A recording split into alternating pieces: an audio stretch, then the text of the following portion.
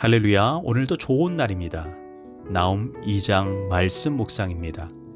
오늘은 인내하는 자는 복이 있다 라는 제목으로 말씀을 나누도록 하겠습니다. 2장은 니느웨의 멸망에 대한 나움의 예언입니다. 하나님은 아수르의 니느웨를 심판할 도구로 바벨론을 사용하십니다.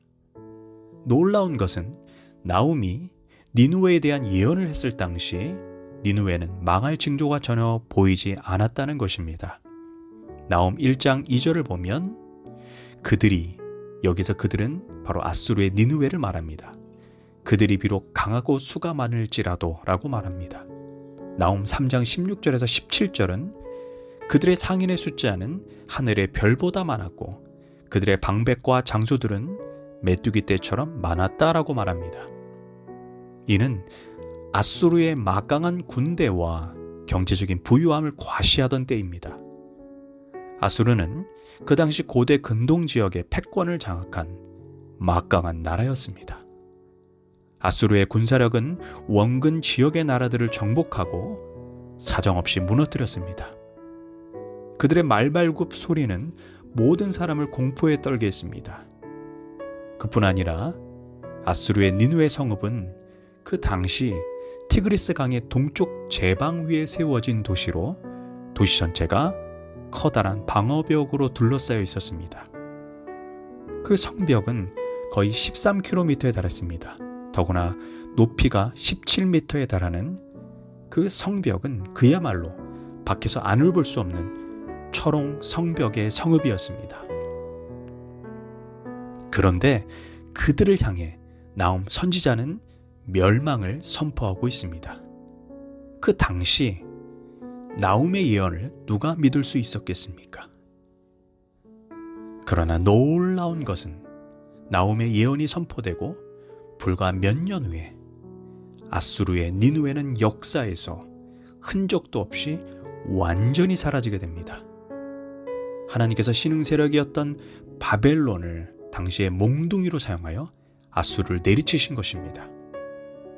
우리는 아수르의 갑작스런 멸망을 통해 주님의 음성을 들을 수 있어야 합니다. 주의 날이 밤에 도둑같이 이룰 줄을 너희가 알미라. 그들이 평안하다 안전하다 할 그때 임신한 여자에게 해산의 고통처럼 멸망이 그들에게 갑자기 이르리니 결코 피하지 못하리라. 모든 것이 형통해 보이고 안전해 보일 때 어쩌면 그 순간이 하나님의 심판이 내 인생에 가장 가까운 날이 될 수 있습니다. 그래서 우리는 항시 깨어 있어야 합니다. 우리는 다른 사람에게 갑작스럽게 임한 심판을 보면서 내 인생에도 불현듯 그런 날이 불쑥 찾아올 수 있음을 교훈 삼아야 합니다. 그런데 우리가 여기서 주목해야 하는 것은 나움 선지자가 2장 1절과 3절에서 앞으로 바벨론에 의해 처참하게 심판을 받을 니느웨의 모습을 예언하면서 놀랍게 1절과 3절 사이에 2절의 말씀을 끼워 넣습니다. 그러나 그날 하나님께서 야곱의 영광을 회복하여 주신다는 말씀입니다. 그렇습니다.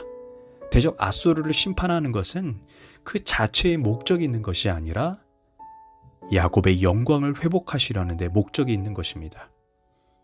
그러므로 아수르의 입장에서 보면 심판이고 멸망이지만 이스라엘 입장에서 본다면 영광을 회복하게 되는 그날입니다.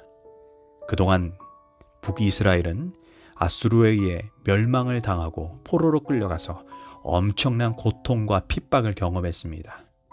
포로로 끌려간 사람들의 정체성을 없애기 위해 가족들끼리 서로 만날 수 없도록 뿔뿔이 찢어서 흩어버려 서로의 생사를 확인할 수 없게 했습니다. 남유다 역시 멸망 직전에 놓였습니다. 수차례에 걸친 공격으로 거의 폐허가 되고 예루살렘만 남았습니다. 예루살렘에 남겨진 사람들도 아수르와 전쟁을 치르면서 최후까지 항전했습니다.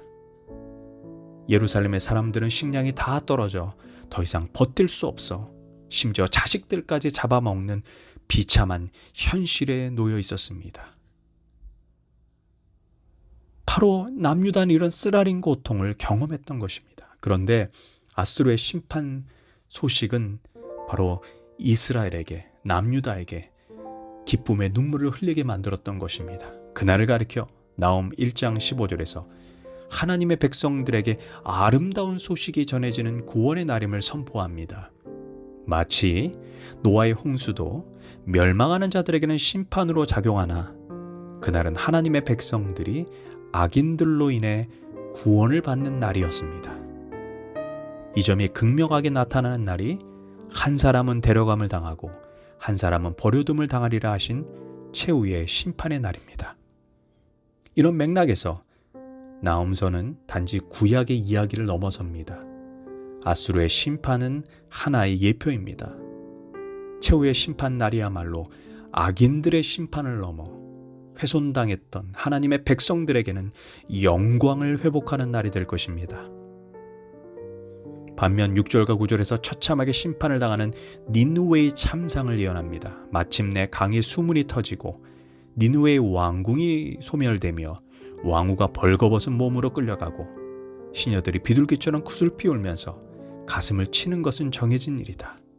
니느웨는 예로부터 물이 가득 찬 연못처럼 주민이 가득하였으나 이제 모두 허겁지겁 달아나니 멈추어라 멈추어라 하고 소리를 치나 뒤돌아보는 사람이 없다.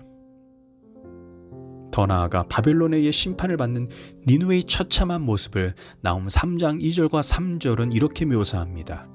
휙휙하는 채찍 소리, 윙윙하는 병거바퀴 소리, 뛰는 말, 달리는 병거, 충돌하는 기병, 번쩍이는 칼, 번개 같은 차, 죽임당한 자의 때, 죽음의 큰 무더기, 무수한 시체여 사람이 그 시체에 걸려 넘어지니 이제 니느웨는 다시는 회복될 수 없을 만큼 황폐한 황무지가 됩니다. 이 모든 예언을 나홈 선지자가 예언했고 유다 땅에서 나홈의 예언을 듣는 하나님의 백성들은 엄청난 위로를 경험했을 것입니다. 성경은 말합니다. 성도의 인내가 여기 있나니 저희는 하나님의 계명과 예수 믿음을 지키는 자니라. 이처럼 우리는 이 세상을 살아가면서 하나님 때문에 세상으로 가는 넓은 길이 아닌 좁은 길로 갈 때가 얼마나 많이 있습니까? 때때로 세상은 불법과 편법을 사용하라고 말합니다. 그러나 우리는 하나님 때문에 그러하지 않습니다. 때때로 세상은 그 놈을 용서하지 말고 복수하라고 말합니다. 그러나 우리는 하나님 때문에 용서하고 복수하지 않습니다. 때때로 세상은 본능대로 감정대로 쾌락을 추구하라고 말합니다. 그러나 우리는 하나님 때문에 내 본능대로 내 감정대로 살지 않습니다.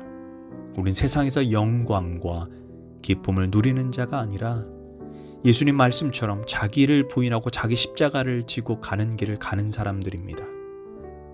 그러나 우리는 영광의 그날이 우리를 기다리고 있다는 것을 알고 있습니다.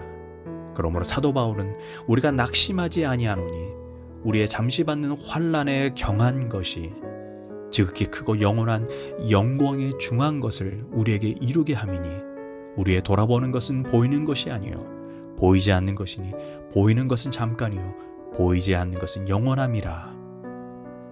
우리도 하나님께서 참으로 야곱을 회복하고 구원하시는 그날을 기다리고 인내하면서 끝까지 우리의 믿음을 지켜야 합니다. 그날은 반드시 찾아올 것입니다. 기도하겠습니다. 하나님, 주님이 오실 그날까지 끝까지 인내하며 넓은 길이 아닌 좁은 길로 가게 해주시고 세상에서 영광을 쫓는 인생이 아니라 주님이 맡긴 십자가의 사명을 완수하는 자가 되게 하소서. 예수님의 이름으로 기도합니다. 아멘.